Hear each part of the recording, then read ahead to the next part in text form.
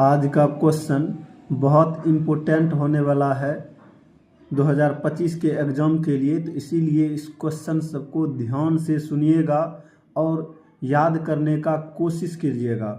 कम से कम इसको नोट अवश्य कर लीजिएगा अपने अपने कॉपी में, ताकि बाद में आपको पछताना नहीं पड़े। ठीक है, मैं बोल रहा हूँ पहला क्वेश्चन आज का है वायवीय श्वसन एवं अवायवीय श्वसन में अंतर। ठीक है, जब ऐसा प्रश्न आए तो कहिएगा निम्नलिखित अंतर होते हैं। ठीक है, बोलिएगा वायवीय श्वसन एवं अवायवीय श्वसन में निम्नलिखित अंतर होते हैं। पहला बोलिएगा वायवीय श्वसन ऑक्सीजन की उपस्थिति में होता है, यानी ऑक्सीजन उपस्थित रहेगा तब जाकर के वायवीय श्वसन होगा, अन्यथा नहीं होगा। जबकि अवायवीय श्वसन ऑक्सीजन की अनुपस्थिति में होता है।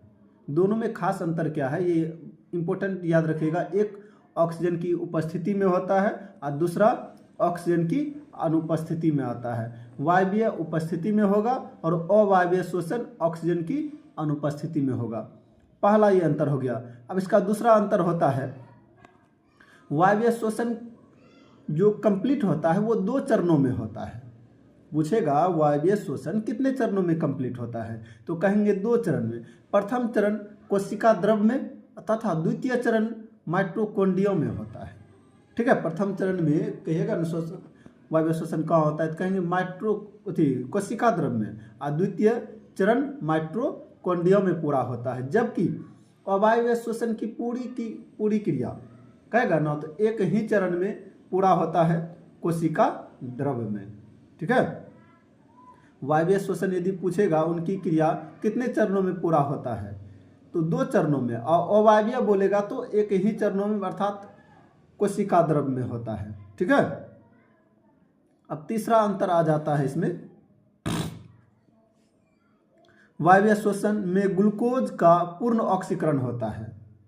वायवीय श्वसन में ग्लूकोज का क्या होता है, पूर्ण ऑक्सीकरण होता है तथा कार्बन डाइऑक्साइड एवं जल का निर्माण होता है। ये बात याद रखिएगा।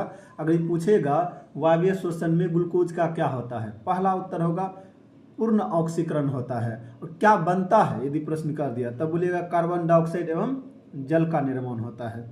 ऊर्जा साथ में भी बनता है, ये ध्यान रखिएगा। जबकि अवायवीय श्वसन में ग्लूकोज का आंशिक ऑक्सीकरण होता है। इन दोनों में अंतर स्पेशल ये है कि उसमें पूर्ण ऑक्सीकरण होता है, जबकि अवायवीय श्वसन में आंशिक ऑक्सीकरण होता है। ठीक, और बनता क्या है तो कहिएगा पायरुवेट, क्या बोलिएगा, पायरुवेट, इथेनॉल या लैक्टिक अम्ल। बात को समझिएगा, दोनों में अंतर समझिए। वायवीय श्वसन में ग्लूकोज का पूर्ण ऑक्सीकरण होता है, बनता है कार्बन डाइऑक्साइड और जल। ठीक, वहीं अवायवीय श्वसन में ग्लूकोज का आंशिक ऑक्सीकरण होता है और बनता है पायरुवेट, इथेनॉल या लैक्टिक अम्ल। इसका अंतिम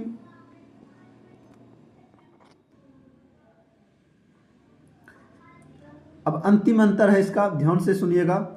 वायवीय श्वसन में अवायवीय श्वसन की तुलना में बहुत ज़्यादा ऊर्जा मुक्त होता है। अगर ये कहेगा सिंपल इसको समझिए, इसका मतलब क्या हुआ, वायवीय श्वसन और अवायवीय श्वसन दोनों में ऊर्जा का उत्पादन होता है।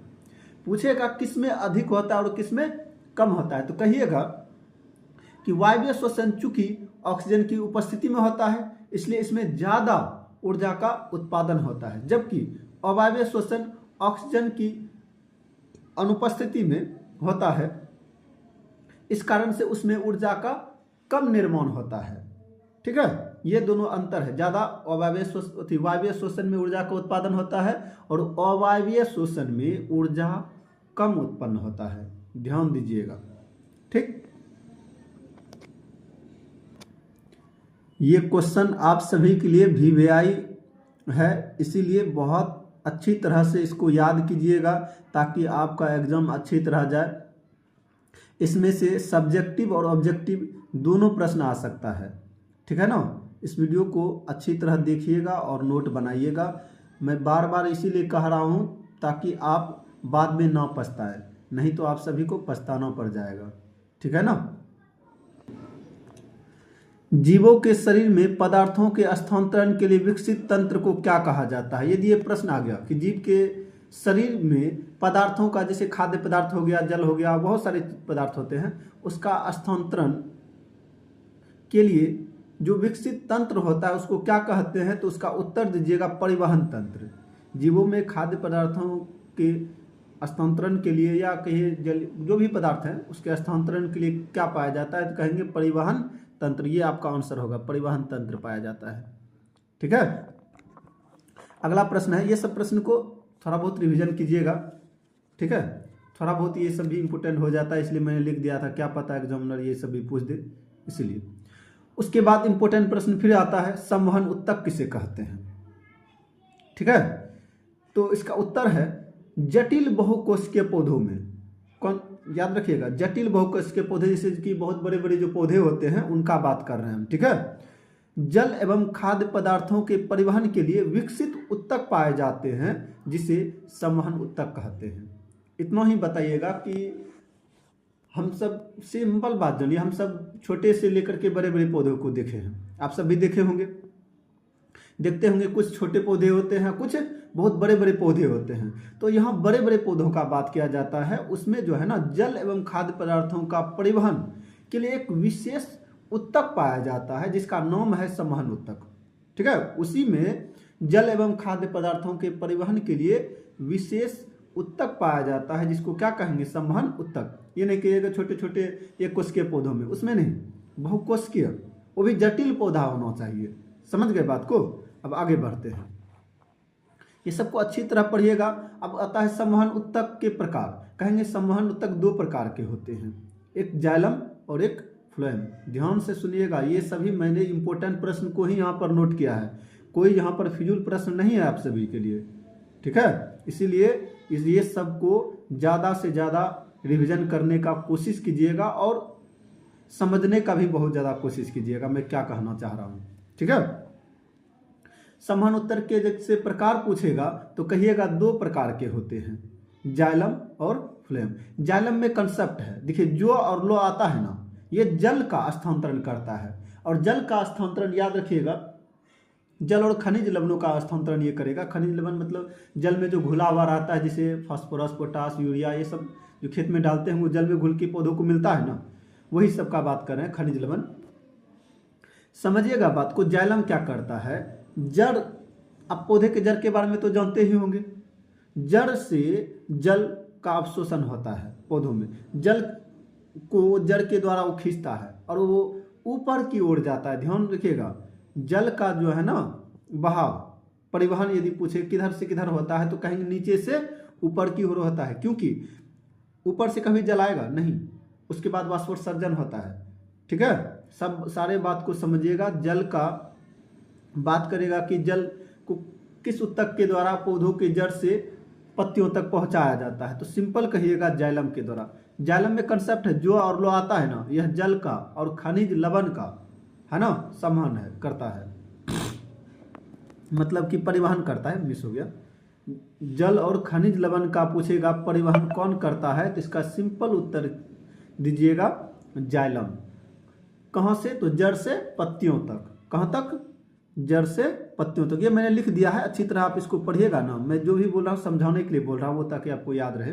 ठीक है, जाइलम, जाइलम का एक कंसेप्ट होता है जो और लो। देखिए इसका मिलाइएगा जो और लो तो आपको कंसेप्ट याद रहेगा, तो आपको ये भी याद रहेगा कि जाइलम किसका परिवहन करेगा। तो सिंपल बोलेंगे जो लो आ गया अर्थात जल, जल और खनिज लवण। जल में ही चूंकि खनिज लवण घुला हुआ रहता है तो आपको वो ये बात याद आ जाएगा कि जल और खनिज लवण का परिवहन जड़ से पत्तियों की ओर यानी नीचे से ऊपर की ओर कौन कर रहा है, तो कहेंगे जाइलम। उसके बाद आता है फ्लोएम। आप जानते होंगे कि सभी पौधे प्रकाश संश्लेषण की क्रिया के द्वारा, जितने भी हरे पौधे हैं, प्रकाश संश्लेषण की प्रक्रिया के द्वारा भोजन का निर्माण करता है। अब वो जो भोजन बनाया, खाद्य पदार्थ बनाया, अब पत्ती में है चूंकि वो पूरे शरीर तक कैसे जाता है, तो कहेंगे उसमें फ्लोएम उत्तक मदद करता है। फ्लोएम उत्तक जो है खाद्य पदार्थों का परिवहन पत्तियों से है ना शुरू करके पौधों के विभिन्न भागों तक ले जाने का काम करता है। जितने भी पौधे में भाग है, चाहे वो जड़ हो, तना हो, शाखा हो, कुछ भी हो, हर जगह खाद्य पदार्थों का परिवहन करेगा फ्लोएम। तो सिंपल याद रखिएगा, फ्लोएम जो होता है ऊपर और नीचे सभी ओर जो है ना खाद्य पदार्थों का ये परिवहन करता है, जबकि जल का परिवहन नीचे से ऊपर की ओर होता है, अर्थात जड़ से पत्ती की ओर होता है। समझ गए बात को। अब इसमें प्रश्न इंपोर्टेंट पूछा जाता है, जाइलम और फ्लोएम में अंतर। अगर यदि आपको वीडियो समझ में आ रहा हो ठीक है तो लाइक और सब्सक्राइब कर दीजिएगा, इतना ही मैं कहूँगा। जाइलम फ्लोएम में अंतर याद होगा तो जाइलम फ्लोएम के बारे में आप और कुछ बेहतर जान पाएंगे। ठीक है, इस प्रकार से आप लिख लीजिएगा। कहिएगा, इसकी कोशिका मृत होती है, अर्थात जाइलम की कोशिका जो है ना मृत होती है, वो जीवित नहीं होता है, जबकि फ्लोएम की कोशिका जीवित होती है। देखिए इन दोनों में खास अंतर क्या है, जाइलम की कोशिका मृत होगा और फ्लोएम की कोशिका जीवित होती है। वहीं इन दोनों में दूसरा अंतर देखिए, यह जल एवं घुलित खनिज का स्थानांतरण करता है, खनिज लवण जो भी हो उनका यह स्थानांतरण करता है, जबकि फ्लोएम खाद्य पदार्थों का स्थानांतरण करता है। ध्यान सुनिएगा, जब आएगा जल एवं खनिज लवण का कौन स्थानांतरण करेगा तो कहेंगे जाइलम, और जब खाद्य पदार्थ का बात आएगा स्थानांतरण कौन करेगा पौधों में तो हम कहेंगे फ्लोएम। ठीक है, आगे बढ़ते हैं। इसमें जल एवं घुलित खनिज लवणों का बहाव ऊपर की ओर होता है। मैंने पहले भी बताया था, जाइलम जो है ना, जाइलम क्या करता है, जल और खनिज लवण का बहाव का मतलब क्या हुआ, स्थानांतरण कहिए, है ना, किधर से किधर की ओर होगा तो कहेंगे नीचे से ऊपर की ओर, अर्थात जड़ से पत्ती की ओर। ठीक है, जबकि खाद्य पदार्थों का परिवहन ऊपर एवं नीचे दोनों तरफ होता है। अंतर समझ गए, ये एक दिशा की ओर होता है, केवल ऊपर की ओर, जबकि इसमें ऊपर और नीचे दोनों दिशाओं में होता है खाद्य पदार्थों का परिवहन। ये कुछ खास अंतर थे जाइलम और फ्लोएम के। अब उसके बाद अगला प्रश्न है, ये सबको एक दो बार पढ़ लीजिएगा केवल, ठीक है ना, उतना ये इंपॉर्टेंट है नहीं, कभी कभी पूछा जाता है। चालनी नलिकाएं कहाँ पाई जाती है तो कहिएगा ये फ्लोएम में पाया जाता है। चालनी नलिकाएं कहाँ पाया जाता है तो फ्लोएम में। एक क्वेश्चन और आ गया, ध्यान से देखिएगा, पौधों में खाद्य पदार्थों का स्थानांतरण किस रूप में होता है तो कहेंगे सुक्रोज के रूप में। सुक्रोस है ना, सुक्रोस के रूप में। यदि प्रश्न आए पौधों में खाद्य पदार्थों का स्थानांतरण किस रूप में होता है तो कहिएगा सुक्रोस। ठीक है, नेक्स्ट प्रश्न है हमारा, देखिएगा, वाष्पोत्सर्जन किसे कहते हैं। ये एक घटना है जो पौधों में अक्सर हुआ करता है। ठीक है ना, आप सब इसको बहुत बार देखे भी होंगे, मतलब इस प्रयोग को होते हुए मतलब अनुभव किए होंगे। जैसे कभी आप सब साग खरीद के लाते हैं बाजार से तो देखते होंगे पन्नी में रहता है, तो पन्नी में पूनी मतलब कि देखिएगा ओस की तरफ पूनी उसमें बैठ जाता है। वो कैसे हुआ, वाष्पोत्सर्जन के कारण होता है। ठीक है ना, वही बात समझेंगे वाष्पोत्सर्जन है क्या। पौधों के वायवीय भागों से जल का रंध्रों द्वारा वाष्प के रूप में निष्कासन की क्रिया वाष्पोत्सर्जन कहलाता है।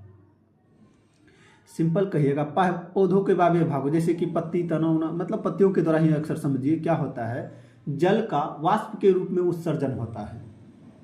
ठीक है ना, जल पौधों से निकलता है लेकिन क्या बन करके तो वाष्प बन करके।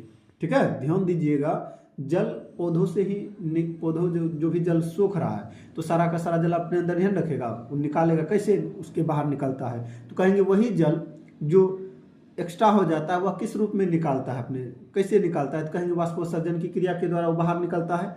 कैसे, क्या बन करके तो कहेंगे वो जल वाष्प बन करके उससे बाहर निकलता है।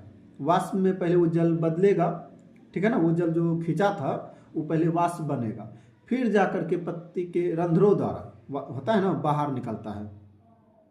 याद रखिएगा, पत्ती में रंध्र होते हैं, छोटे छोटे छिद्र है ये, जिनके द्वारा जल बाहर निकलते हैं वाष्प बन करके।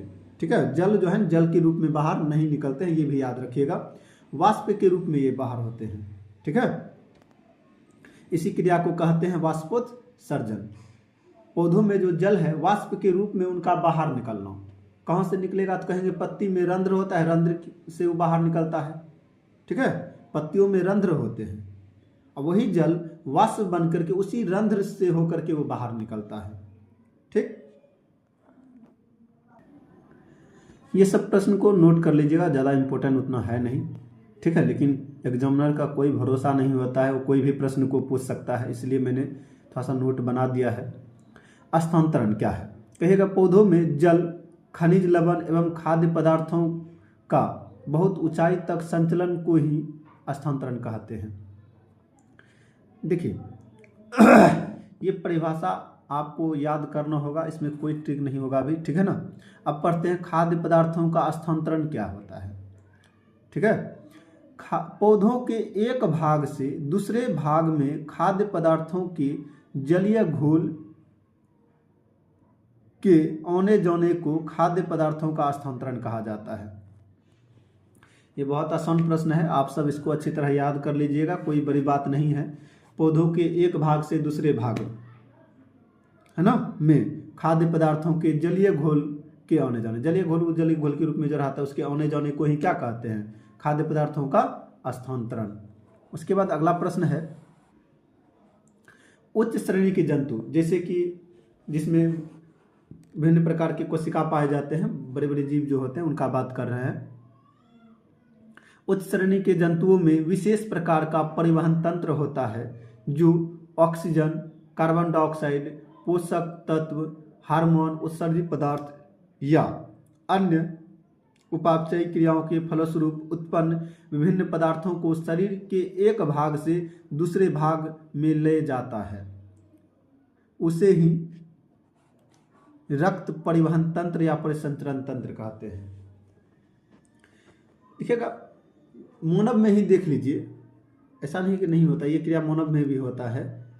जैसे कि ऑक्सीजन को ग्रहण करते हैं, फिर वह ऑक्सीजन पूरे शरीर में रक्त की सहायता से जाता है, ऑक्सीकरण की क्रिया होता है, फिर वहाँ से कार्बन डाइऑक्साइड को बाहर निकालता है।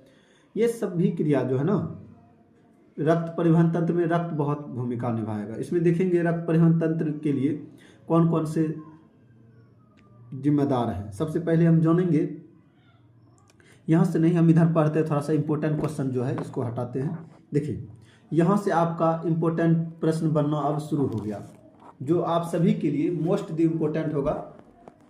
जिस प्रकार से पहला क्वेश्चन आप सभी के लिए इम्पोर्टेंट था, ये प्रश्न आपके लिए बहुत ही महत्वपूर्ण होगा, ठीक है। इसका नोट बना करके आप अवश्य पढ़िएगा, एग्जाम में हमको यकीन है जरूर ये पूछा जाएगा, इसलिए आप इस सबको पढ़िएगा, ठीक है।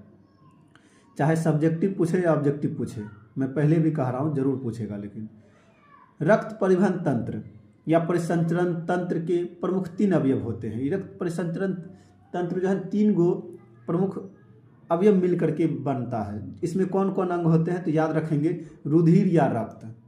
इसमें जो अवयव होते हैं, पहला रुधिर या रक्त, जिसको खून भी कहते हैं, ठीक है ना। पहला हो गया ब्लड और दूसरा हो जाता है रुधिर या रक्त वाहिनियाँ, ठीक है। रुधिर या रक्त वाहिनियाँ दूसरा हो जाता है, और तीसरा हृदय।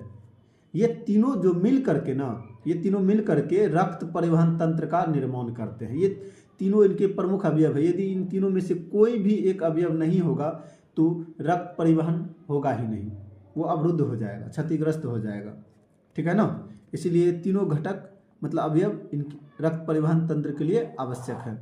इसमें से पहला है ब्लड। अब हम ब्लड के बारे में थोड़ा सा जानेंगे। ब्लड को रुधिर भी कहते हैं और खून भी कहते हैं, ठीक है। ध्यान दीजिएगा, कभी कभी रुधिर आ जाता है रक्त के जगह पर, तो बच्चे कन्फ्यूजन हो जाते हैं कि ये रुधिर क्या है। तो ब्लड को ही रुधिर कहते हैं, रक्त कहते हैं। रक्त के बारे में जानते हैं कुछ इंपॉर्टेंट प्रश्न। रक्त लाल रंग का एक गाढ़ा क्षारीय तरल पदार्थ है।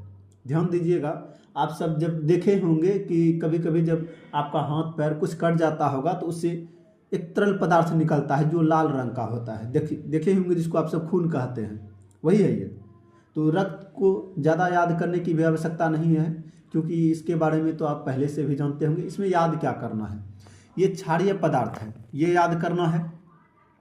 इसका pH मान 7.4 होता है, ये याद करना है, ठीक है। इसे तरल संयोजी उत्तक कहते हैं, ये याद करना है। रक्त लाल होता है, ये कौन सी बड़ी बात, हम बचपन से आदमी जानते आया है कि रक्त का रंग लाल होता है। यह एक गाढ़ा क्षारीय पदार्थ है, ये याद करना होगा। जिसका pH मान 7.4 होता है, ये याद करना होगा। और और इसमें याद करना होगा कि इसे तरल संयोजी उत्तक भी कहते हैं। ठीक है, इतना याद कर लीजिएगा तो रक्त के बारे में आपको थोड़ी सी जानकारी हो जाएगा। और रक्त की संरचना को दो भागों में बांटा गया है। ठीक है, थोड़ा सा हम पढ़ते रक्त की संरचना के प्रमुख घटक। एक होता है तरल भाग, एक होता है ठोस भाग। ध्यान दीजिएगा, रक्त की संरचना जो है ना उसके दो प्रमुख घटक हैं, एक तरल भाग और दूसरा ठोस भाग। तरल भाग में प्लाज्मा या प्लाविका कहिए, ठीक है ना, आता है। वहीं ठोस भाग में, ठीक है, यदि तरल भाग का बात करेगा, रक्त का तरल भाग क्या कहलाता है तो कहिएगा प्लाज्मा या प्लाविका। रक्त का ठोस भाग क्या होता है तो कहिएगा लाल रक्त कोशिकाएं, ठीक है, श्वेत रक्त कोशिकाएं और प्लेटलेट जिसको थ्रोम्बोसाइट कहते हैं। ठीक है, ये तीन होते हैं।